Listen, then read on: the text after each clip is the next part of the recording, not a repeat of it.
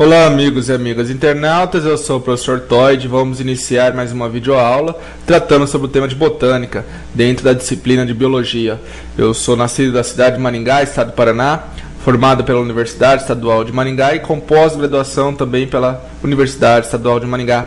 Atualmente sou mestrando e atuo na instituição Sapiens, Curso Colégio, Colégio Drummond, Colégio Universitário, Colégio Objetivo, Colégio Dom Bosco e Colégio Global de Umuarama.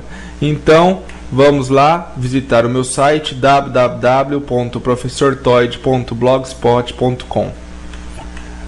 Os meristemas, então, primários, como a protoderme, meristema fundamental e o procâmbio, e os secundários, como o câmbio e filogênio. Os tecidos adultos, que são tecidos diferenciados, provenientes dos meristemas, temos os parênquimas, que é o tecido fundamental do corpo vegetal. Posso dizer que o parênquima é comparativamente ao tecido conjuntivo dos animais. E esse parênquima geralmente serve para preencher espaços no vegetal.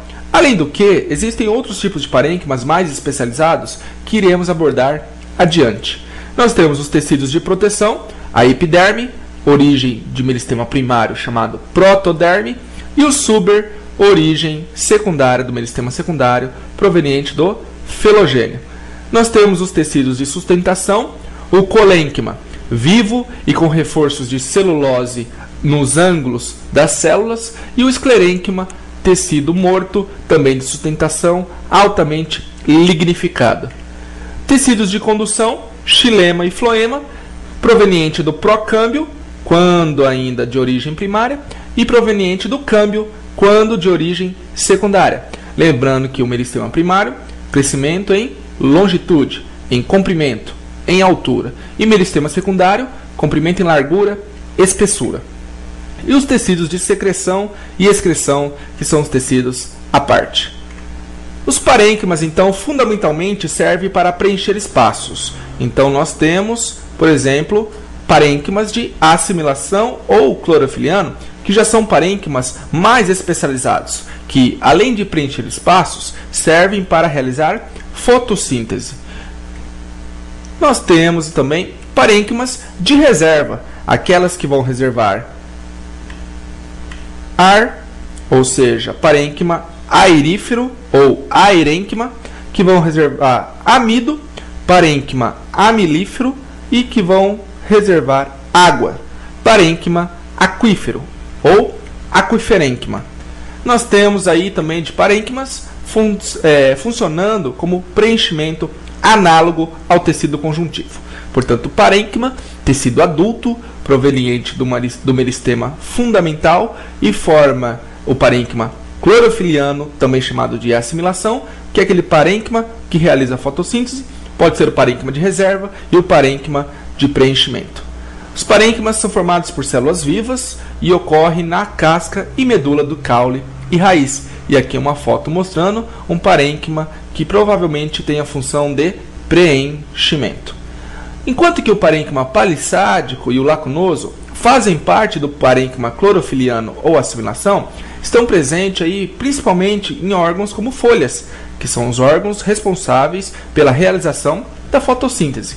Então aqui nós temos um corte transversal de uma folha, e vocês veem no meio da folha, no mesófilo foliar, vocês veem o parênquima palissádico, formado por células justapostas, ou seja, ladeadas uma das outras, e o parênquima lacunoso, que é o parênquima mais espaçado, que possui lacunas por onde irá circular os gases, fundamentalmente o gás CO2, que vai ser levado para atuar aí na equação da fotossíntese. Esse gás carbônico, o CO2, ele entra por orifícios que existem na epiderme inferior, principalmente, chamado estômatos, que são células que possuem uma abertura chamada ostíolo, por onde há trocas gasosas entre o meio ambiente e o meio e o meio da folha no parênquima lacunoso. E nós temos então que o parênquima palissádico, junto com o parênquima lacunoso, compõem o que nós chamamos de parênquima clorofiliano. Portanto, escrevendo uma fórmula de matemática, parênquima clorofiliano é igual a parênquima palissádico mais parênquima lacunoso. E vocês enxergam ali que existe a epiderme superior, geralmente com um lipídio protegendo, que é a cutina, formando uma membrana chamada cutícula, e a epiderme inferior, onde encontra-se grande quantidade de células estomáticas, formando uma estrutura chamada estômato. E falando em estômato, nós temos aqui uma foto muito interessante que demonstra essa estrutura estômato. E nós temos essa abertura, que é o local onde há trocas gasosas, fundamentalmente entrando o CO2 para a realização da fotossíntese. A essa abertura se dá o nome de ostíolo. Então, o estômato, estrutura presente em folhas, que possui uma abertura chamada ostíolo, por onde ocorre trocas gasosas. E há também a saída de água na forma de vapor. Transpiração. Vegetais transpiram. Existem dois tipos de transpiração: transpiração cuticular e transpiração estomática. É formada por células estomáticas ou guardas e clorofiladas. A única estrutura da epiderme foliar com cloroplasto.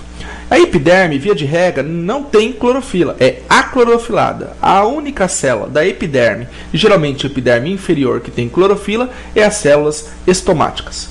Parênquima aqui de reserva, parênquima amilífero, por exemplo, aqui na batata inglesa, não é verdade? Nós temos aqui estruturas que reservam amido, que são os amiloplastos, em células que possuem essa função de reserva, formando um tecido de reserva chamado parênquima amilífero.